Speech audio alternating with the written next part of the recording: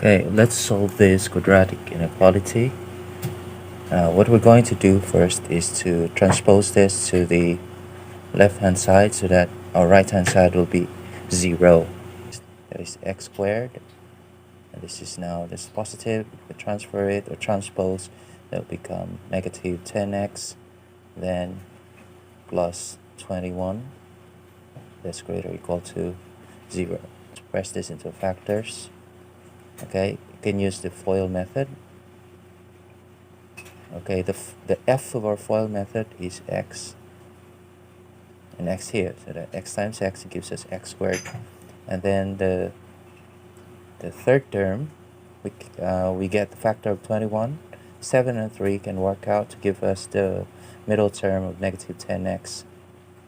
Okay, so we use the negative and negative, because negative 3 times negative 7 gives us positive 21, so our L of the FOIL is good. And then let's look at the middle term, and it gives us negative 3x, negative 3 times x, negative 3x, and this one negative 7x, and if we add that, it gives us negative 10x, which is the middle. Okay, now what we're going to do next is to get the critical points.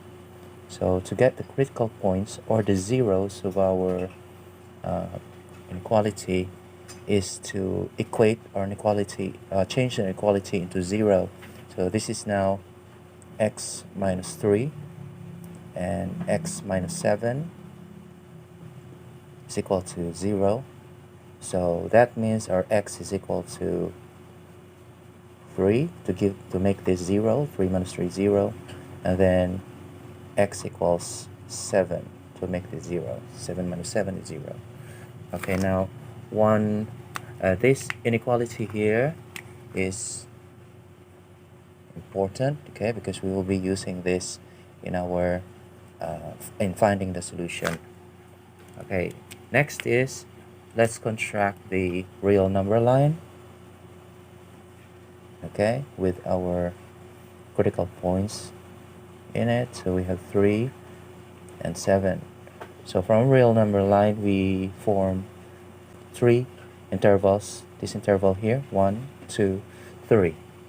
Okay, so what we're going to do next is to get test points from these 3 intervals. So from here, so this is from negative infinity to positive infinity.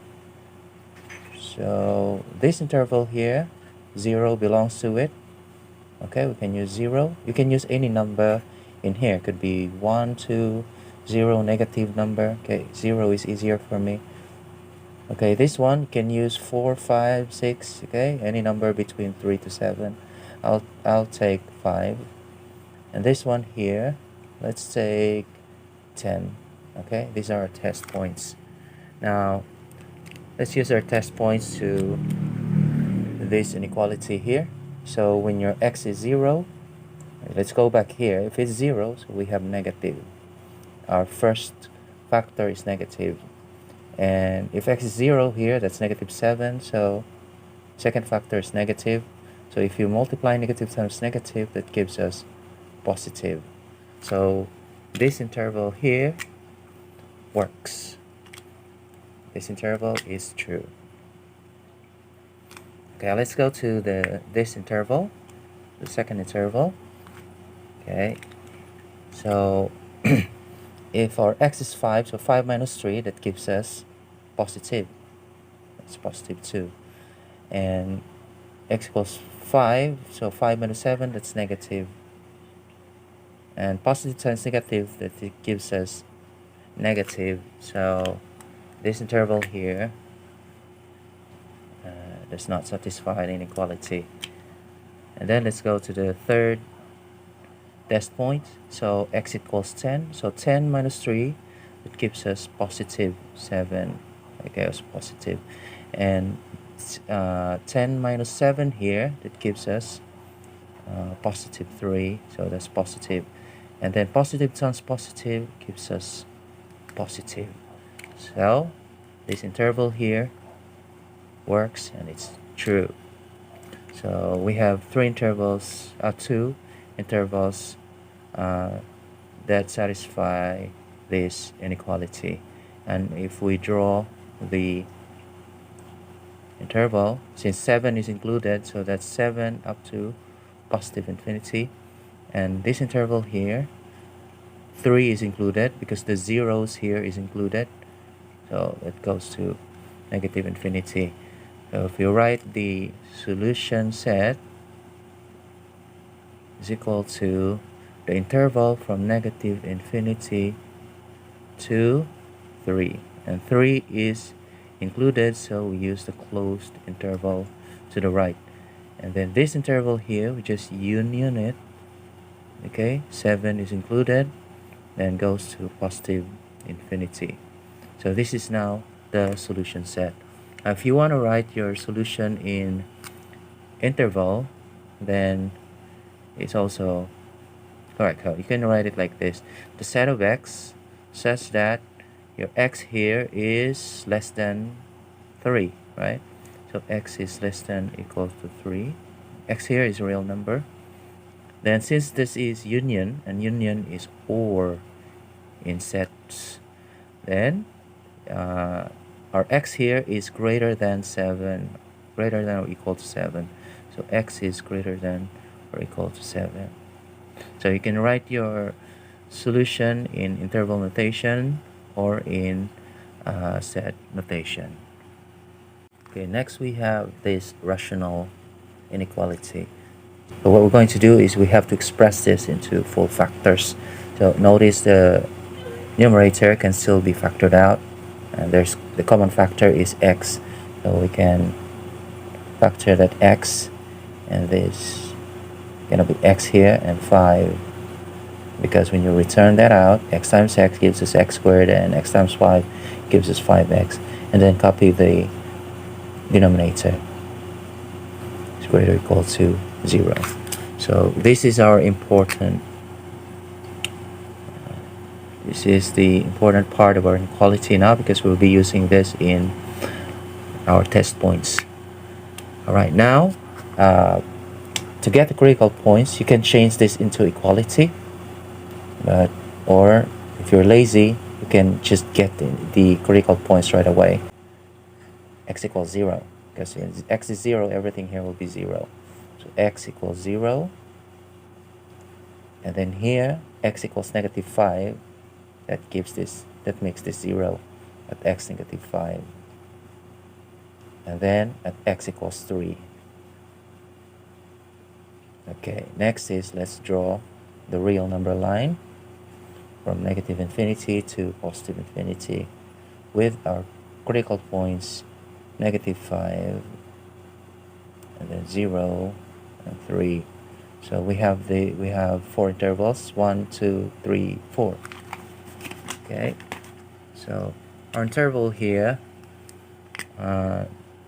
negative 5 is at the numerator, the zeros, negative 5 is at the denominator, so that is included because our inequality is greater than or equal. The zeros are included at the numerator. Okay, and our 0 here, x equals 0, that's also included because it's at the numerator, but x equals 3 is not included because it's at the denominator, because if x is 3, our denominator will become 0 and the whole thing will be undefined. So there it is. So we have this interval going there, interval between negative 5 and 0, then 0 to 3, and then 3 to positive infinity. So these are the 4 intervals. Okay, let's now do the test points. Let's pick a test point here. So negative 6, negative 7, negative 8. Could pick any. I'll pick negative 6. Here we have negative 1. I'll pick negative 1, easy. And this one, I'll pick 1, easy. And here I pick 4. Okay. Now, if this x is negative 6, so this one will become negative. That's negative 6, right? The first factor. And then the second factor, that's negative 6 plus 5, that's negative 1. So it gives us negative. And the denominator, negative 6 minus 3 is negative 9, so it's got to be negative. So negative times negative is positive, divided by negative gives us negative. Okay. That's negative, but this one is positive, so it gives us false in this interval. Okay, going to this interval, if -1, so the first factor will be negative. -1 plus 5, so that's going to be positive. -1 and -3, so that's -4, so the denominator will be negative. So negative times positive is negative, and negative divided by negative is positive. So that means this interval here is true. Okay, let's go here. When x is 1, is going to be positive there, the first factor. And 1 plus 5 going to be positive 6, so the second factor is positive. At the denominator, this is positive 1 minus 3, that's negative. And this gives us positive times positive is positive, divided by negative is negative. So this interval here is false. Now let's go to the last interval. If x is 4, that's positive. First factor is positive. 4 plus 5 is positive. 4 minus 3 is positive. So positive times positive divided by the positive is positive. So this interval here is true. Solution set.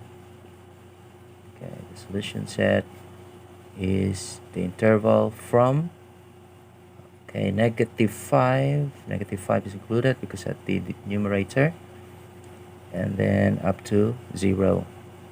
0 is included because it's at the numerator, and then union of from 3. 3 is at the denominator, so it's not included. That's open interval, open from left, going to the positive infinity. Okay, there you go.